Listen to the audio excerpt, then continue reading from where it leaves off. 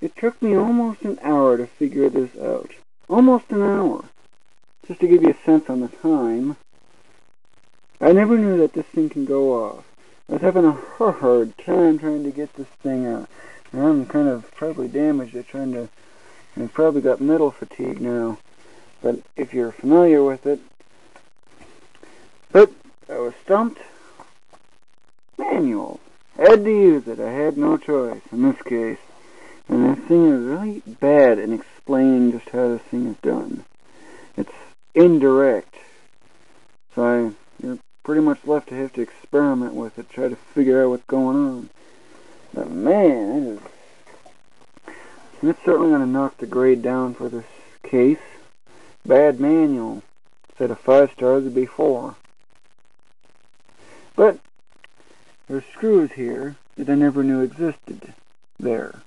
Because this front cover, I couldn't get rid of it. And this, well, I think you probably get the idea. Screws. You know what that means, don't you? Yep, it means this thing again. Seems like I'm going to have to get another memory card because this one's pretty much out. But I've got a spare. Good thing, too. Well, now it's time to finally install that CD-ROM drive. Or optical drive. This huge object is the CD drive. It's the CD drive as you can easily make out that DVD on it. So, but normally you should insert it through the front. Seems to be catching on something now again.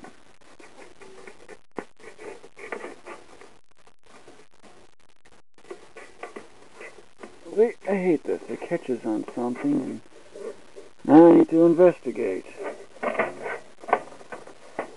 It goes in one way, but it doesn't go in the other.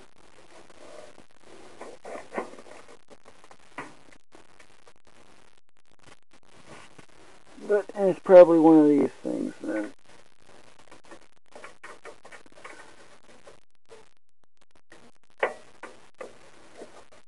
Well, I guess I'm going to have to get... There we go. See, there we go. That's how it's supposed to go in. See?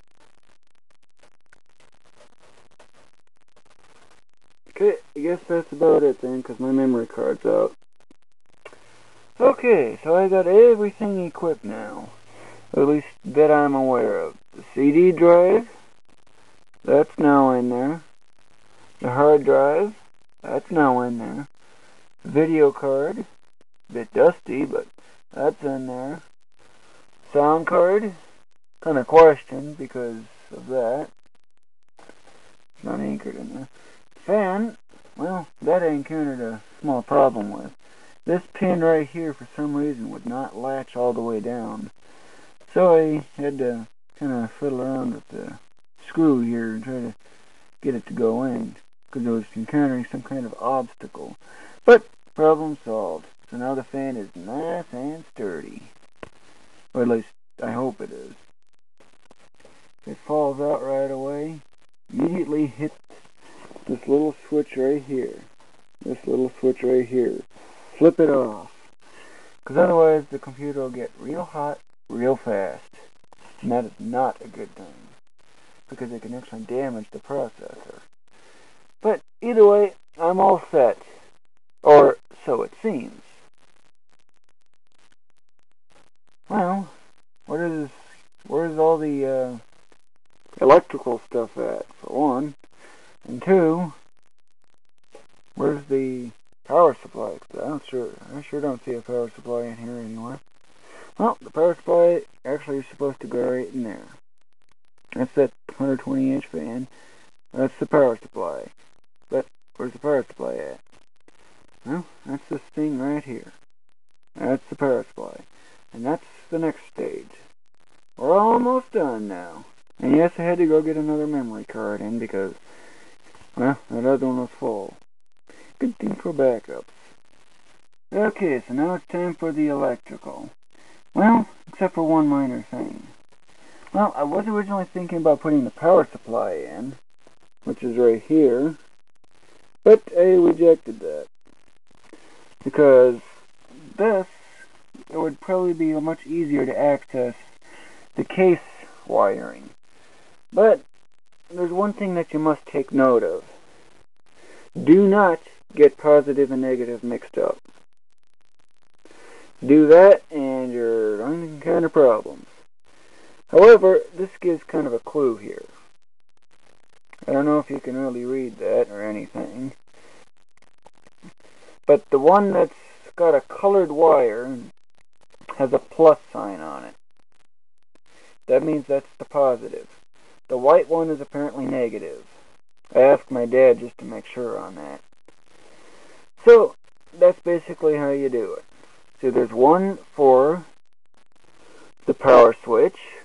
Push that and you turn the computer on. There's another for the reset. And that's for the reset button. So that way, in case your computer ends up in an infinite loop or hard freezes or something, get a blue screen of death, you know. You can just hit the reset button and reload everything. Of course, do that and you'll lose your unsaved word. HDD LED, what that's mostly for is the to determine whether there's activity on the hard drive, and it appears that this one is not labeled as to what it is, but it would almost likely be the power LED from what I'm getting, because that's the only other option left. There's still yet one more yet, and that one is speaker. And that's this one here. Speaker. And again, but instead of a white one, it's black, which I find rather odd. But the colored one, just like I stated on this one, is the positive. So that's what you need to do. But where does it go? See this area next to this 24 pin thing here?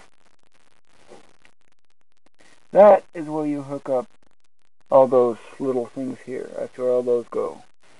But which pin goes to which and which here is what? Well, you can either read this font size 5 writing on here. Yes, font size 5. Or, of all things, oops, wrong one. Of all things else, use the manual. At least this case you get size 10 that appears. I can read down to size 2. I can read microprint. 500 dots per inch vision, you know, it does that. Or at least allows for that. No magnifying glass for me required. So yes, I can read all this fine print that's on here. It's actually easy for me to read. But anyway, it's time to hook that up. Remember, don't mix up positive and negative. Use the manual if you have to.